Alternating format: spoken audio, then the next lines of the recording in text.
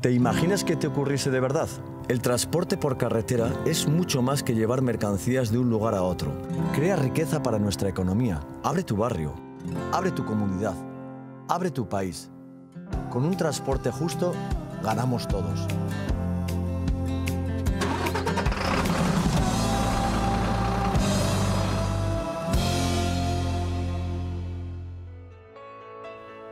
Campaña de Tradisna que nos muestra la importancia de este sector para nuestra sociedad navarra. Hoy saludamos a Ildefonso Gámez, que es el vicepresidente de esta asociación. ¿Qué tal, Ildefonso? Bienvenido, buenas noches. Hola, buenas noches. ¿Cómo estás? Muy bien, gracias. Importante campaña e importante sector en Navarra, ¿verdad? Eso es.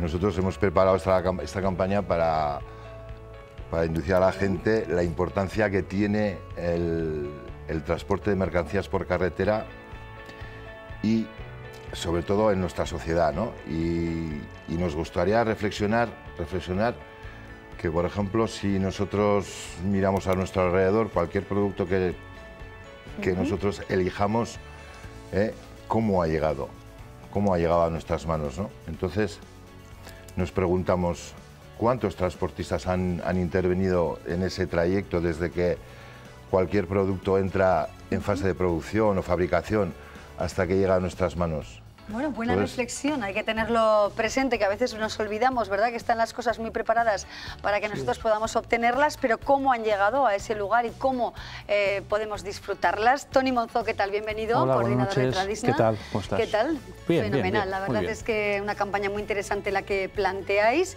Habláis de un transporte justo y desde luego un sector muy relevante para la economía de nuestro entorno. Sí, sin lugar a dudas. En Navarra pues estamos 2.300 y pico empresas, casi 2.400, de los cuales 800 y pico pues están en Tradisna afiliadas, y mueve pues bueno un 3% de nuestro PIB, que eso equivale a una cifra de unos 565 millones de euros. A eso aparte habría que añadir toda la aportación fiscal que realizamos vía impuestos, que es muchísimo, gravando el gasoil, ¿no?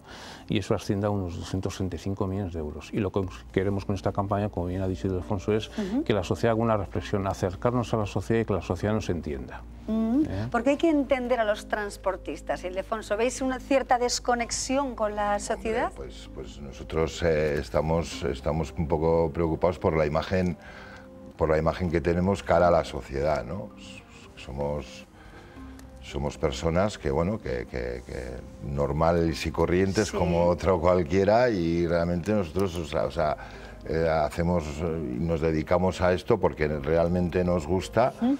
Y bueno, y tenemos muchos puntos por ahí que entre otras cosas, pues nos preocupan en el sentido de que la gente no nos mira como nos miraba antes, ¿no? Sí, ¿y por qué? ¿Por qué se ha producido quizá esa situación, ¿no?, de que no hay un prestigio del transportista en la sociedad? Sí, bueno, pues ¿Qué creéis que ha pasado? Pues bueno, una evolución pues, de las cosas que no hemos sabido calibrar. Por ejemplo, se nos achaca mucho pues, la seguridad vial, ¿no? Eso, la siniestralidad, por ¿verdad? ejemplo, ¿no?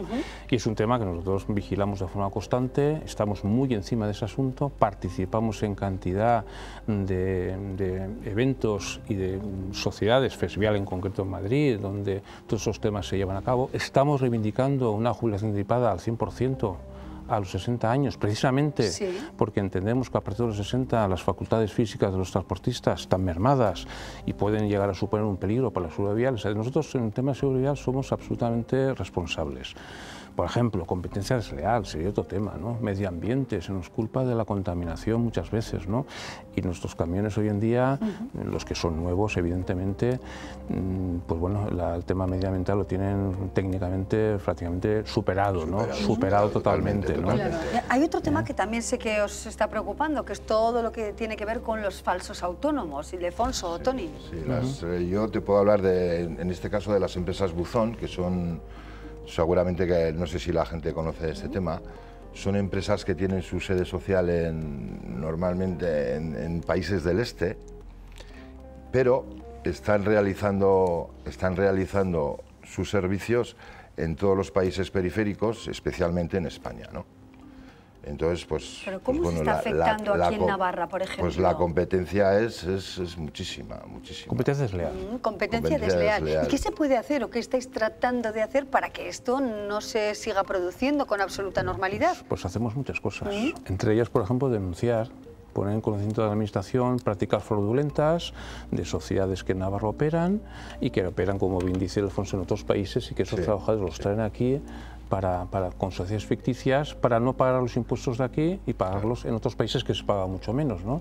Es un doble fraude, no pago impuestos y encima destruyo empleo. O sea, esto es las empresas deslocalizadas que se dan mucho en el transporte supone una traba importantísima al crecimiento de nuestra economía. Bueno, otro de los temas estrella también, ¿no? Si hablamos de las carreteras, son los peajes. Ha habido descuentos en las autovías y sé que hace tiempo criticabais precisamente lo que consideráis la discriminación en esos descuentos en la A15. Sí, eso es. Nosotros nos consideramos pues los olvidados de este tema, pues porque en principio esto era una subvención que viene de alguna partida de presupuesto del Estado, de 12 millones de euros, si no me equivoco, y en principio iba a ser para nosotros también, pero un día nos levantamos con la noticia de que solo para los turismos. Entonces, claro, pues nos consideramos los olvidados del sistema. Esta es una de las reivindicaciones que hemos hecho seguir a los partidos políticos. Eso es, estamos ahora en pleno apogeo de la campaña electoral y del,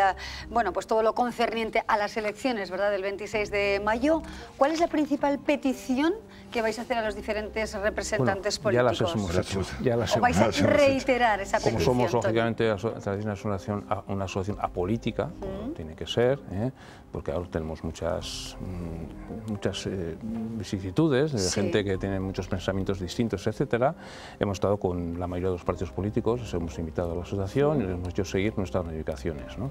Entonces, una de ellas es la gratuidad de la autopista, otra pues el tema de la imagen del sector, que entendemos que también la Administración tiene labores a realizar, otra sería pues el tema de la financiación de las carreteras, que las carreteras están como están, que ya lo sabemos, bueno, y entonces bueno, la financiación de estas carreteras, saber cómo se va a poder realizar, otra sería pues el tema de un ordenamiento directo de transportes específico que necesitamos, bueno, pues diversas reivindicaciones en ese sentido. Hemos hecho llegar varias. Ese decálogo de peticiones se llevan a la realidad, ¿no? Bueno, ya veremos, a ver.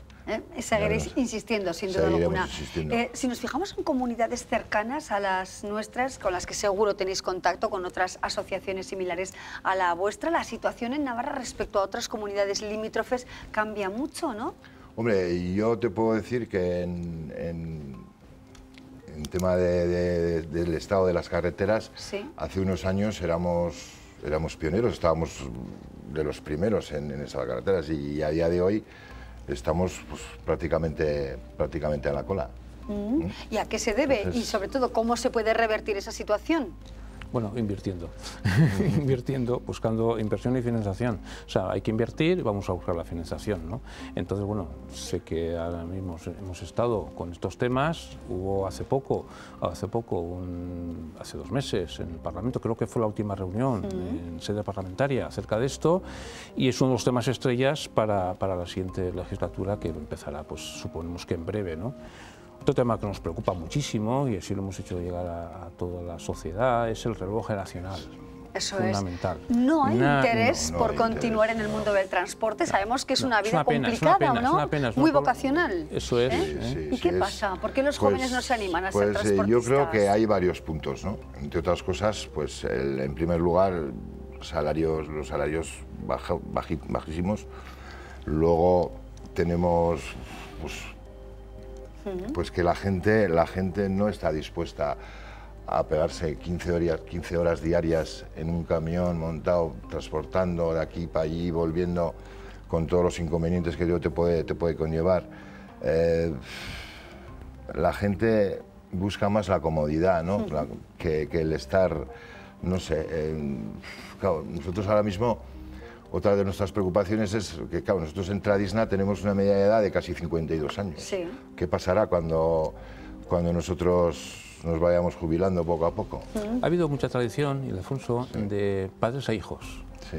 incluso abuelos, entiendo yo. Pero ahora eso ¿no? ha cambiado. Eso, bueno, pues quizá esta campaña que hemos eso es lo visto, que intentamos. de alguna Una de las manera, cosas que puede intentamos. animar a personas puede ser. intervenir también en este sector que es muy importante, ¿no? Para el desarrollo de la economía. Toni Monzó, muchísimas gracias. Y Ildefonso Gámez, gracias también por acompañarnos. Gracias a vosotros. Un placer veros y mucha suerte, ¿eh? Sabemos que muchos transportistas nos acompañan todos los días y nos ven en la muga. Gracias, de verdad. Nosotros vamos a seguir ahora, ya saben que vamos de un tema a otro, nos interesa también la literatura y esto va de dioses. Pues Los dioses del norte cuenta la historia de tres primos que, bueno, no se llevan demasiado bien y se ven obligados a pasar el verano en casa de su abuela, que está en un pequeño pueblo en el Valle del Baza, bueno, Irurita concretamente. Y pues claro, les da muchísima pereza pasar el verano juntos, porque entre que no se llevan bien con la abuela y demás, pero empiezan a pasar cosas, y es que una de los tres primos desaparece, ellos dos tienen que ir a buscarla, y cuando van a buscarla descubren que ha atravesado un portal hacia un mundo mágico lleno de criaturas que no se podían imaginar que existieran y donde además siempre es de noche. Bueno, yo creo que la trilogía del Baztán desde luego nos abrió la puerta a muchas personas para empezar a descubrir una mitología que efectivamente es súper rica y que está aquí, pero que yo al menos no conocía tanto y desde luego despertó mi curiosidad. Entonces fue a raíz de conocerla que empecé a rascar más, a documentarme y demás, y ahí fue cuando me atrapó esta mitología, me pareció súper chula y decidí ambientar en el valle la trilogía. Bueno, de alguna manera yo lo que quería era escribir un libro que se pareciera a esos libros que a mí también me habían marcado cuando era adolescente, ¿no? Y lo que tenían en común es que, pese a que hablaban de un mundo mágico, no era un mundo absolutamente ajeno al nuestro, es decir, no era un universo totalmente inventado, sino que convivía perfectamente con nuestra realidad. Estaba ahí, simplemente estaba escondido y entonces nosotros vivíamos ajenos a él. Y es que eso realmente da pie a tener mucha imaginación, ¿no? Pensar, ostras, cuántas cosas no me estaré enterando y están ocurriendo aquí delante de mis ojos. Y era un poco lo que yo quería emular, entonces realmente tener un universo así tan fantástico, tan cerca de tu casa y no haber sido consciente de toda su profundidad, a mí me hizo esa chispa, ¿no? De decir, ostras, aquí hay una historia, aquí hay un montón de historias, ¿no? Entonces fue un poco natural el ubicarlo aquí. A mí me daba bastante respeto el escribir para jóvenes de 10 años porque al final creo que si escribir es un ejercicio de empatía, de alguna manera la empatía es más evidente cuando hablas para alguien que tiene tus circunstancias, tu edad, por supuesto. Entonces sí que de vez en cuando te preguntas, ¿le estoy hablando de tú a tú? ¿Va a quedar forzado? ¿Va a ser raro? ¿Tengo que adaptar el lenguaje? Y luego ha resultado ser una cosa mucho más natural de lo que yo imaginaba. Me lo he pasado fenomenal. Creo que se trata al final de pasártelo bien, de contar una historia, contarla con naturalidad y hablarles de tú a tú, ¿no? Porque al final un chico de 10 años entiende perfectamente si se lo estás contando, si se lo cuentas bien y lo haces ameno. Y eso es lo que he intentado. Pues bueno, estoy escribiendo la segunda parte. Realmente todavía le queda bastante por vivir a los primos que han protagonizado esta novela, o sea que no tengo todavía clara la extensión final que va a tener, porque luego al final la historia es la que te va diciendo su extensión, depende un poco de lo que me vaya pidiendo, pero sí, desde luego le queda todavía mucho por vivir. Pues la verdad es que no lo sé, yo no tengo ningún plan, siempre he escrito en función del tipo de historia que se me venía a la cabeza, o sea, no es que yo me haya planteado de venga, voy a escribir para esta determinada franja de edad, sino que primero se te viene la historia a la cabeza, la articulas y luego ya una vez la ves comprendes para qué público va dirigida. Entre yo y también los editores te ayudan a entender un poco hacia quién has sido, aunque no tengas muy claro, o sea que mi plan, que no es ningún plan, es seguir escribiendo las historias que yo quiera escribir y el público pues vendrá determinado por el tipo de historia. Creo que se lo van a pasar muy bien, yo me lo he pasado muy bien escribiéndolo, tiene magia y luego además, pues bueno, yo creo que acerca un poco a la mitología vasco-navarra, que a mí me parece súper interesante y si les gusta la mitología, pero a lo mejor es una que no conocen tanto, yo desde luego lo he hecho con todo el cariño del mundo, es un homenaje y que espero, jolín, que les genere esa curiosidad, ¿no?, para conocerla un poco más.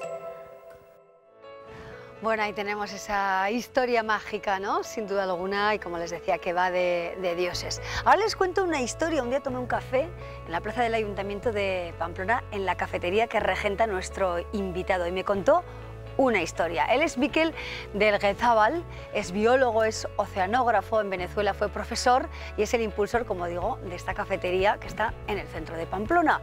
Él me contó de qué iba Egura Project y hoy está aquí con nosotros. ¿Qué tal, Mikel? ¿Cómo estás, Gabón? Muchas gracias. Buenas noches. Muchas ¿Qué gracias. tal estás? Muy bien, contentísimo por tu invitación y agradecido con Navarra Televisión y con todos los navarros y navarras. Gracias, Mikel, por estar aquí. ¿Qué es Egura?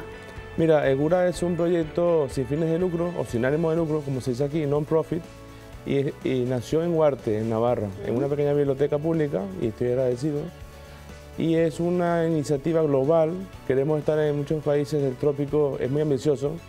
Cada vez que voy a la universidad y me dicen, es muy ambicioso, es imposible, pero no, no es imposible. Será lento, pero lo haremos. Claro, aprovechar la energía del agua de mar y la luz solar para generar electricidad, sí. Ese es el punto fundamental de Egura, ¿verdad? Con el nombre, Egura lo inventamos, ¿no? Eguski en euskera es sol y Ura es agua, y Egura lo hemos inventado nosotros como sol y agua. Ajá. Y entonces, a partir del mar, pero también se puede ser, después pensando, los últimos 5 años pensando en esto, no solamente con el agua de mar, sino con agua de ríos contaminados, agua de pozos contaminados, aguas residuales.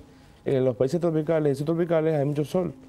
Y con una tecnología muy antigua, que es la termosolar, que tiene más de 2000 años, los griegos y romanos hacían con los escudos plateados y quemaban las naves.